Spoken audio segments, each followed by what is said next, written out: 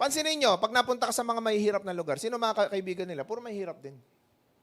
Pag napunta ka sa lugar ng mga mayaman, try to go to Forbes Park. Several times I've been there. Mga Chinese, mga business owners, mga CEOs, mga founders. Pag nandun ako, sobrang rich nung lugar. Ang pinag-uusapan nila, pare, regaluhan natin si ganito, 60 million. Regalo yun, ha? Pag ganun sila mag-usap, ganun sila magregaluhan. Ang regalo ho nila, hindi simple. Sa mahihirap, ordinaryong pansit, nagse-celebrate na yung pamilya. I mean, that is good. Kasi yun lang yung nasa capacity natin.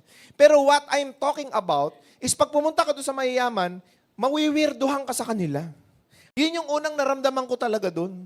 Kasi pag nag-usap sila, pare, I like your watch. 14 million. Okay, I'll buy tomorrow. Ganon. Ganon sila mag-usap. Okay, I'll buy tomorrow. I mean, nawiwirduhan ako sa una, pero I get used to it.